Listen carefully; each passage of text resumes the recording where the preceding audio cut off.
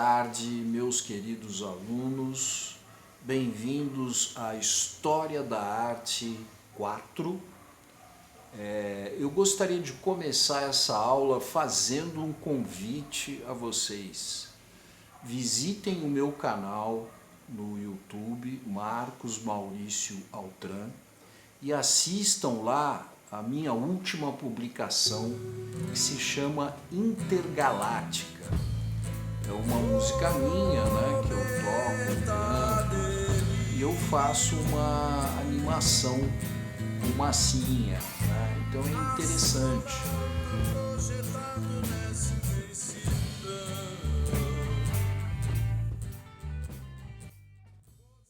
E aproveitem, né, já que vocês estão no meu canal, vejam também um outro clipe chamado Meus Olhos. Meus Olhos é uma música minha com a letra de Valtamiro Santana. Eu e ele representamos durante esse clipe dois mendigos que andam pelas ruas aqui do Butantã. Porque a música ela fala, né, da visão de um mendigo, como ele vê o mundo. E durante as filmagens, né, nós estávamos caracterizados, né, de mendigos, né, com roupas rasgadas, né, maquiagem, barba, estava com uma barba grande, né, e a gente estava filmando nas ruas. E durante a filmagem uma aluna passou, me reconheceu e falou: professor, o que aconteceu com você? Professor, você está todo rasgado. Professor, como que o senhor chegou nessa situação? Professor, quer que eu pague um pãozinho para você? Eu estou convidando vocês para ver esses clipes no YouTube, não para eu ficar famoso, ganhar um monte de dinheiro. Eu jamais ganhei um centavo sequer no YouTube. Eu rico? Mas porque eu gostaria que vocês vissem esse conceito de artista multimídia, importante na arte contemporânea, né? O artista que trabalha com várias linguagens, né? Pelo menos essa é a vertente que eu acredito, né, para o meu trabalho. O artista que trabalha com pintura, com música, com dança, com teatro, com cinema. Eu acho muito importante a fusão dessas linguagens. É muito melhor isso do que o conceito de artista louco. Vamos retomar a nossa história da arte a partir do surrealismo. Eu não sei se vocês se lembram, nós mencionamos que os dadaístas praticamente encerraram com o movimento deles, e muitos dadaístas vão para o surrealismo, que é um movimento que embasa as suas teorias estéticas na psicanálise de Sigmund Freud. Certamente vocês já ouviram falar de Sigmund Freud, tá? O pai da psicanálise. O líder do surrealismo era o poeta André Breton, francês. Entre os surrealistas estavam artistas de destaque como Max Ernst, Salvador Dalí, Joan Miró e muitos outros. O surrealismo tinha essa liderança, né, desse poeta André Breton. Ele mandava e desmandava, né, como líder do movimento. Ele expurgava, né, ele expulsava artistas que ele achava que não estavam seguindo os ditames da estética surrealista. Chegou a expulsar o Joan Miró, expulsou o Salvador Dalí, expulsou René Magritte, que é outro surrealista importante, né? Olha, eu acho que ele só não expulsou, ele quase expulsou ele mesmo. O surrealismo, como eu disse, se inspira na teoria de Sigmund Freud.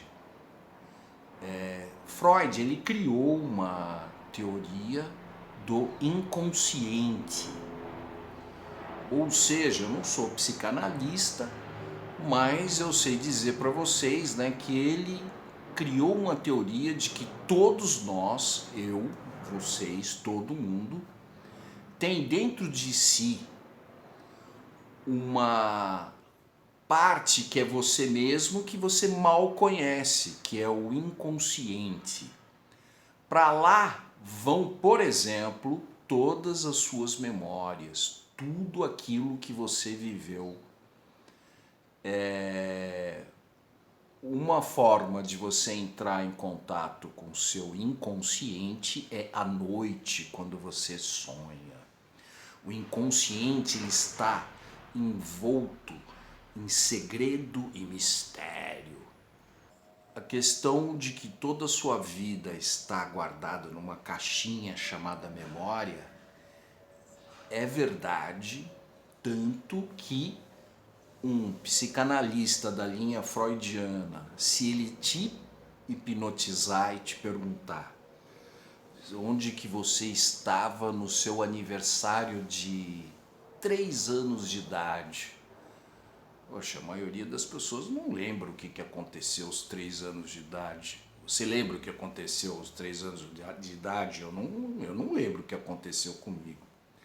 E aí, ao hipnotizar você, ele pergunta, né, o que aconteceu com você nessa data de aniversário. Aí você lá hipnotizado, você vai dizer, eu estava andando no meio de um monte de pernas, aí eu vi uma toalha toda colorida, puxei a toalha e aí o bolo caiu na minha cara. Ou seja, você lembrou, estava lá, né, na sua caixinha chamada lembranças, né, que a gente pensa que a gente esquece, não esquece. Para o inconsciente, quando ele fala com você através dos sonhos, ele fala através de uma linguagem cifrada. Por isso que os sonhos são estranhos, né? Você sonha com a sua tia que já morreu, que você está voando, que você está andando em cima do mar. Por quê?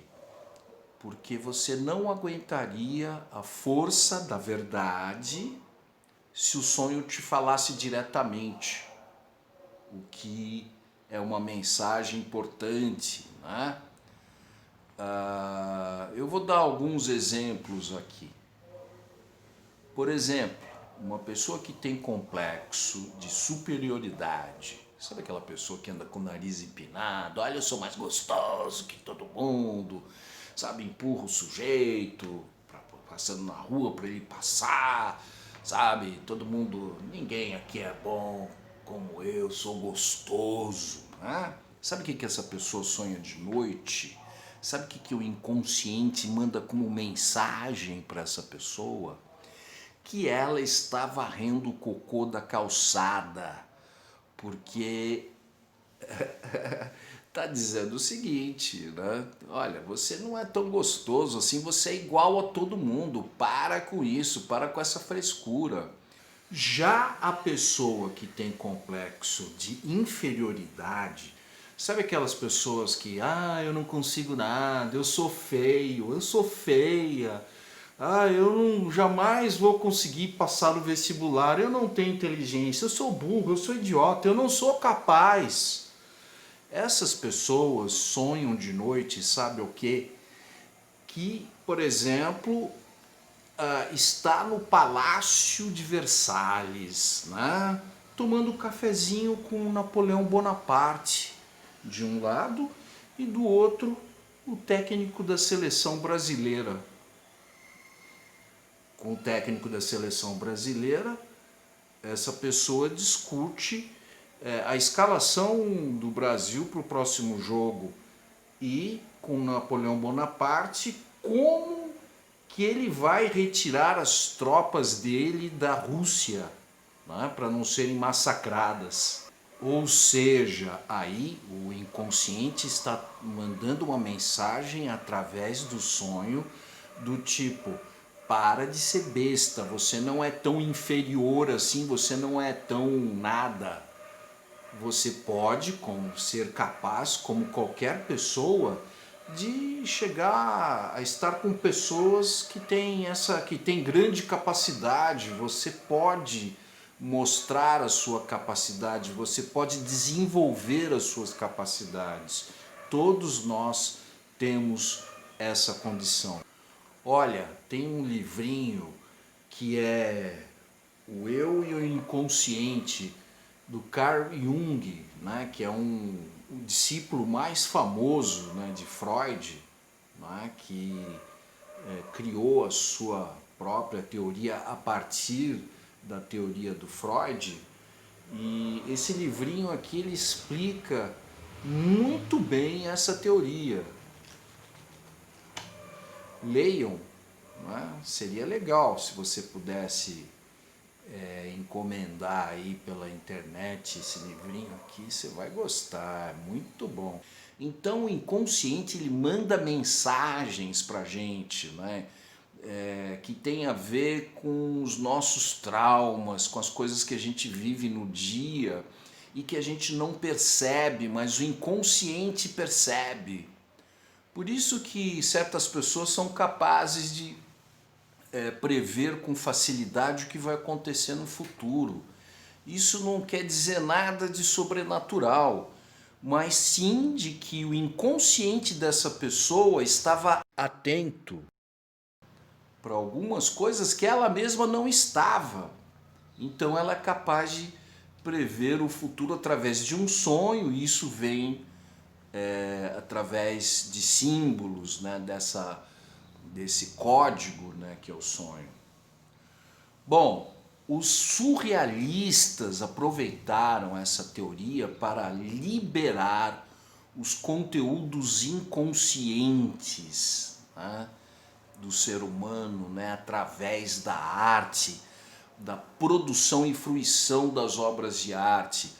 Para os surrealistas e para a psicanálise, né, a humanidade ela está ficando doente, porque ela está ficando extremamente racional.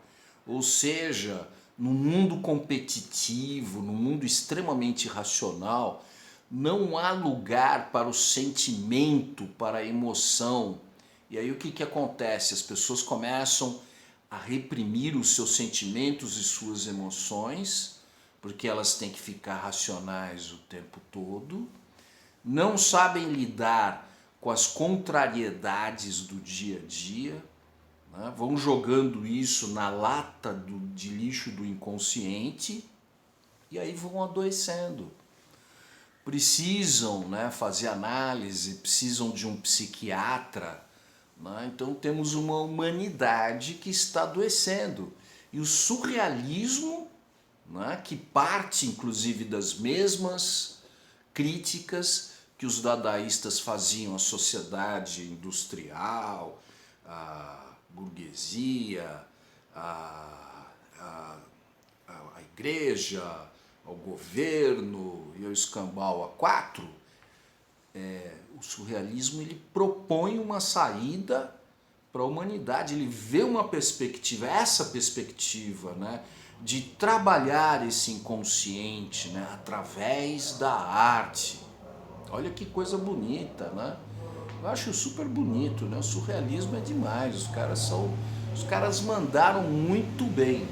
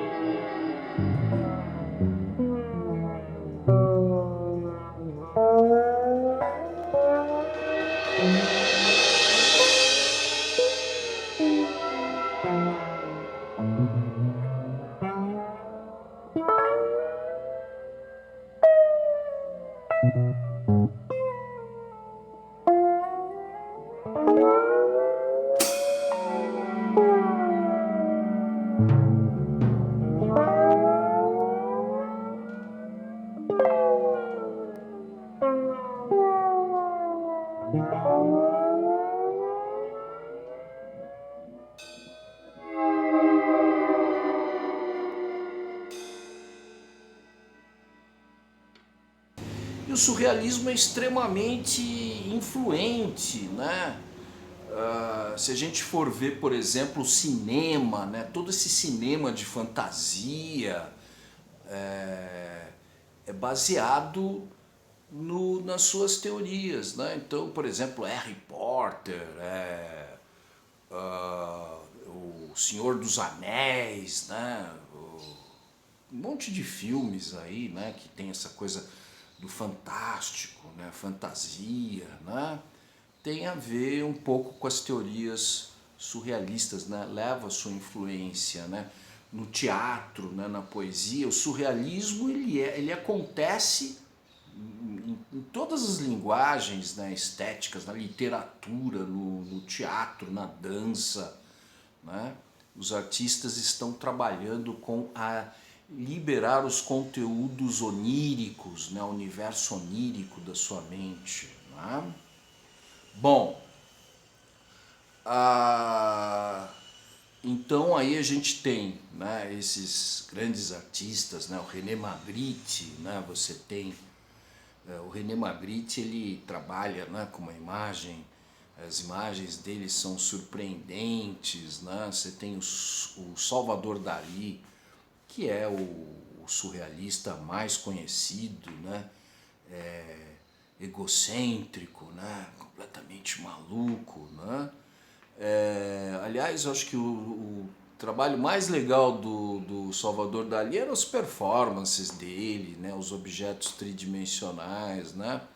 A pintura dele já está hoje tão conhecida que já está até meio batida, né. Temos também Juan Miró, né, o Juan Miró que parece, né, a pintura dele parece uma pintura abstrata, mas não é não. Ele sempre faz referência ao mundo real, né? Como essa pintura aqui, né?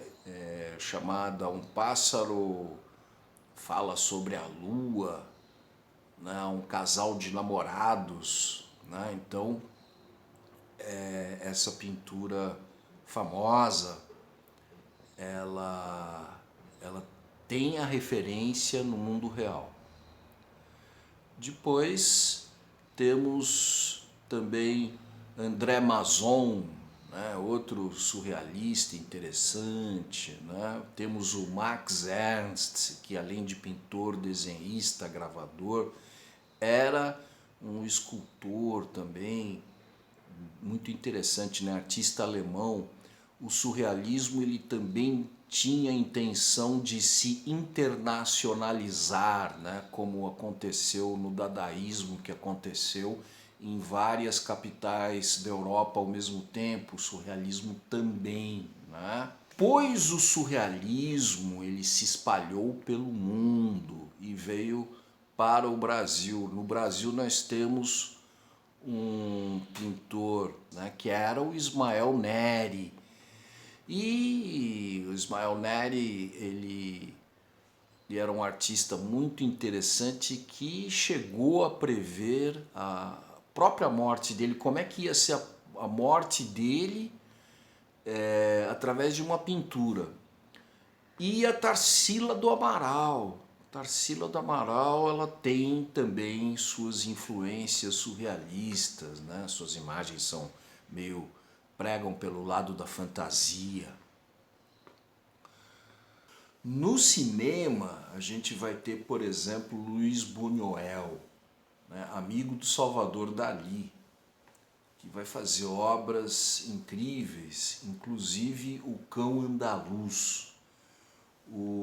Os primeiros fotogramas do filme mostram um olho sendo cortado por uma gilete. É uma cena impressionante, que é uma metáfora, né, do que acontece na arte moderna. Arte moderna significa você abandonar o passado, romper, né? Por isso o corte da gilete, romper com a visão antiga, passada, para enxergar de uma nova forma. E obviamente, né, você romper com aquilo que você está acostumado é meio dolorido, né? Você tentar ver de um jeito diferente exige um esforço, dor. Abstracionismo, ele rompe completamente com a representação do mundo real. Não é mais a pintura de figuras, de figurinhas, de tentar representar os objetos, as coisas do nosso mundo real. É uma pintura não representativa.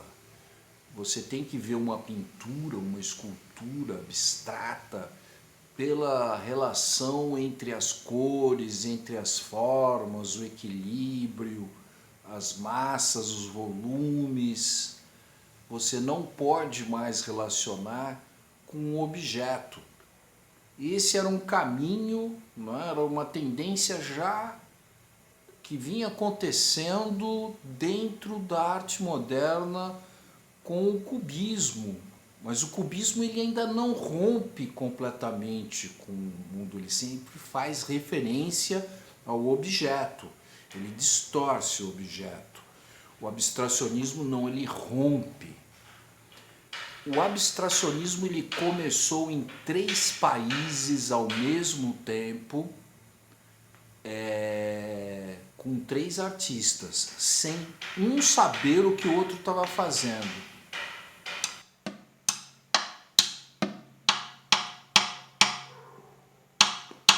Pô, caramba, que barulho, hein, meu?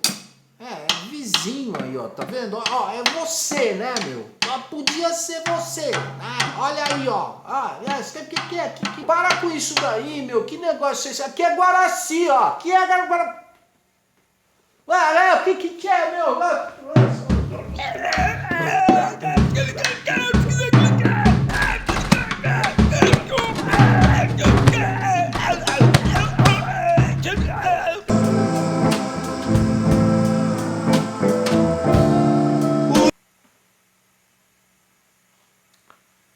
De vez em quando me baixam os personagens. Então são 3 artistas que estão trabalhando, chegam praticamente ao mesmo tempo no abstracionismo sem um saber o que o outro estava fazendo. São eles, Kazimir Malevich, russo na Rússia, Piet Mondrian, holandês na Holanda, e o Wassily Kandinsky, russo na Alemanha. O Wassily Kandinsky, ele foi possivelmente o primeiro artista a chegar ao abstracionismo. Diz a lenda que ele chegou no ateliê dele e viu uma obra que ele ficou maravilhado, né? Um quadro que ele ficou achando aquilo lindíssimo e pensou, olha, essa pintura, essa arte é a arte que eu busquei a minha vida toda. Eu preciso sentar aqui e ficar olhando isso. Então ele ficou lá um tempão observando aquele quadro. Aí ele se tocou. poxa, mas de quem é essa obra? O que esta obra está fazendo dentro do meu ateliê? De quem que é esse quadro? E aí ele levantou, né, já era finalzinho de dia, ele acendeu a luz e descobriu que era uma obra dele mesmo de cabeça para baixo. E aí ele percebeu que as formas, elas não precisam necessariamente se referir às formas, às coisas do mundo real. A pintura não precisa ter mais casinha, não precisa ter mais bichinho, não tem que ter mais árvore. E o outro cara é o Piet Mondrian, né? Um cara genial. Né? O Piet Mondrian, ele era teosofista, né? Que é uma seita religiosa, não é bem uma religião, né? Mas os teosofistas, eles acreditam que nós, seres humanos, vamos reencarnando até a perfeição. Então você sai de um bicho, né, de um vegetal, se transforma em animal e vai evoluindo, e quando você se torna ser humano, você vai evoluindo também, vai retornando, né, vai reencarnando, até o momento que você fica tão perfeito e você não volta mais, né, você passa para um outro karma. Bom, o Piet Mondrian, ele acreditava nessa espiritualidade, ele queria paz para a humanidade. Muito influenciado pelo cubismo do Pablo Picasso e do Georges Braque, né? Ele teve em Paris e visitou uma exposição dos dois. Ele foi depurando a arte dele e eliminando as linhas diagonais, as linhas circulares, as linhas curvas, e foi chegando a uma arte de linhas verticais e horizontais. Então tem uma série de árvores, né, onde vai acontecendo isso, né? Ele vai depurando, depurando e chega a essa arte que são apenas linhas verticais e horizontais, ou seja, é a essência da harmonia, são as linhas verticais e horizontais. Por quê? Faça o seguinte, se você gosta de desenhar, faça um desenho e coloque linhas verticais e horizontais se você quiser harmonizar o desenho. Tá? É a essência da harmonia, né? As linhas verticais e horizontais. E elas transmitem uma sensação de paz.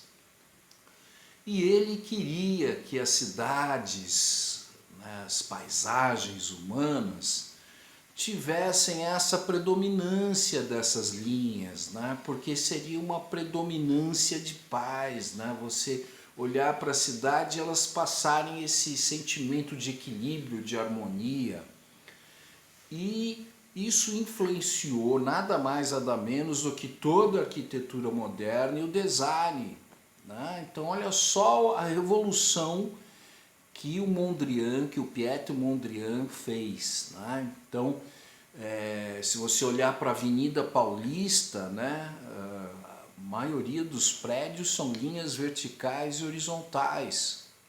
Ele criou um movimento chamado neoplasticismo na Holanda, onde os arquitetos e os designers se juntaram a ele, outros pintores, artistas gráficos se juntaram e começaram a fazer essa revolução. Os arquitetos, eles queriam que os prédios, suas edificações, tivessem apenas aquilo que é necessário para que o prédio fique em pé. Então caem fora os adornos, os enfeites, né? Se vocês forem pensar no Teatro Municipal, em prédios mais antigos, no edifício Martinelli, eles são edifícios todos adornados. Olha, tá vendo que bacana? Uma turma de edificações, né? que vocês estão aprendendo agora. Então, a arquitetura moderna ela elimina aquilo que é desnecessário para a estrutura do prédio. Então, o que vai ficar visível, né? O cimento armado, né? As estruturas metálicas, os vidros, né? E de repente uma cor, né? Nada mais do que isso é necessário para o arquiteto moderno. Então, isso vai mudar de fato, né? Como ele queria, as paisagens das cidades. E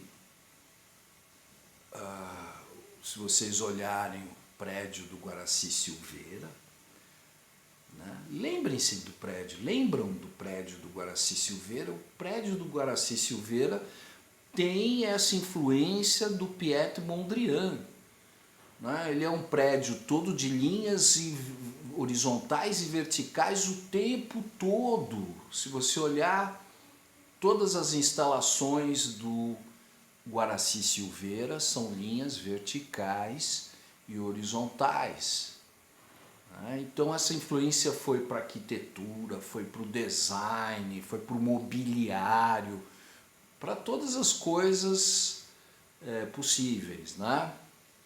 Outro artista importantíssimo é o Kazimir Malevich, né? O Malevich, ele também chegou a uma formulação muito próxima à do Piet Mondrian. Ele é um artista que foi simplificando bastante a forma, também foi chegando nessa solução de linhas retas, né, que se entrecruzam, né, com cores, planos coloreados, né, com simplicidade, né?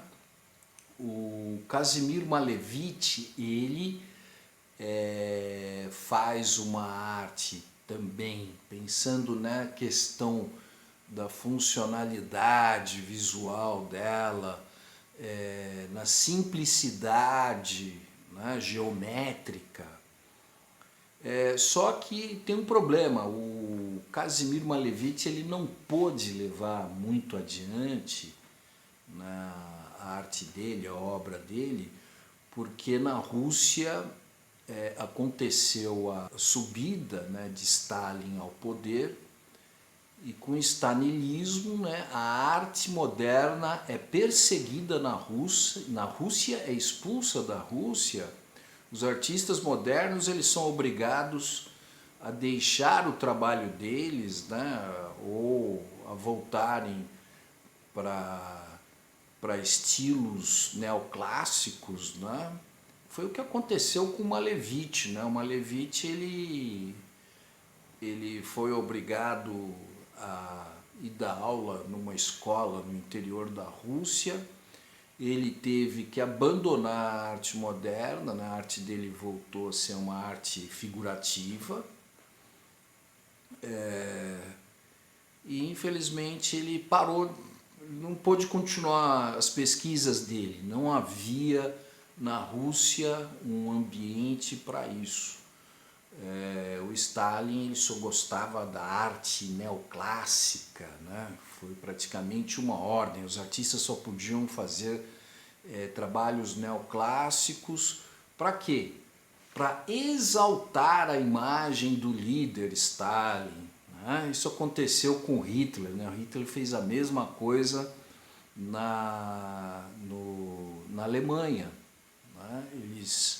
Ele fazia uma arte que se voltava, né, para propaganda pessoal, né, para o engrandecimento, né, do Estado, né, do líder do Estado, esse tipo de coisa, essa babaquice, né, que de vez em quando volta, né, essas babaquices voltam, a gente está vendo aí, né, essas coisas.